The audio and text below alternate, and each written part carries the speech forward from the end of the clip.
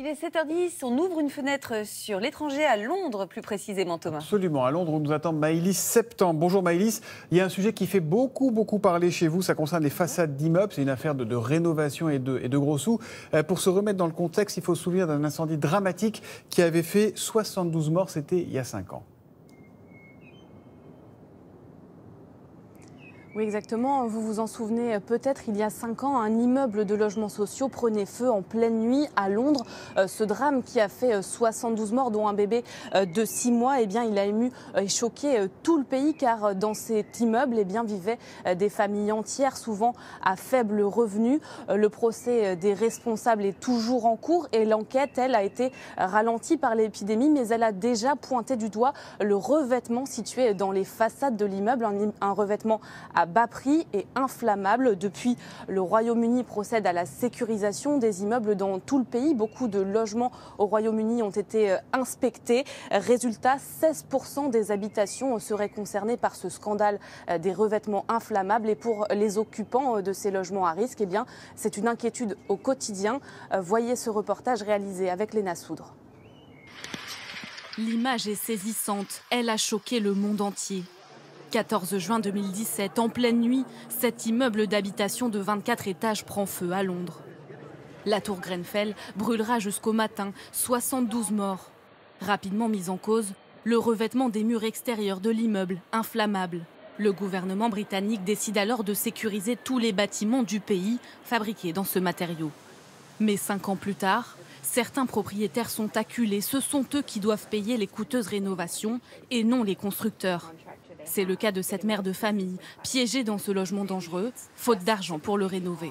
Ma fille a du mal à dormir tous les soirs. Elle s'inquiète car l'incendie s'est déclaré au milieu de la nuit. Mes 3 enfants en font des cauchemars et financièrement, c'est une grosse inquiétude.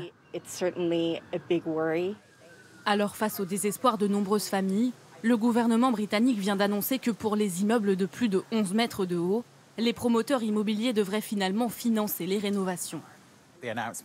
On a déjà payé le prix fort et ces annonces ne changent rien. C'est une bonne nouvelle, mais rien va changer avant très longtemps. Ça fait tellement longtemps qu'on attend déjà. Au total, les réparations à la charge des promoteurs pourraient atteindre 4,8 milliards d'euros. Mais les experts sont divisés sur la question. Le problème, c'est si les promoteurs ne coopèrent pas de leur plein gré pour ce financement. Rien ne les oblige. Alors qui va payer ? Selon des estimations, près d'une habitation sur 6 pourrait être concernée par des revêtements dangereux dans le pays. Et Maëlys, on vous retrouve en direct de Londres. Derrière ce scandale, c'est tout un système de logements sociaux qui est en crise en ce moment au Royaume-Uni. Oui, exactement, car on sait maintenant que certains locataires de la tour Grenfell avaient alerté leur bailleur social. Ils avaient émis des doutes au moment de l'installation de ce nouveau matériau de la façade.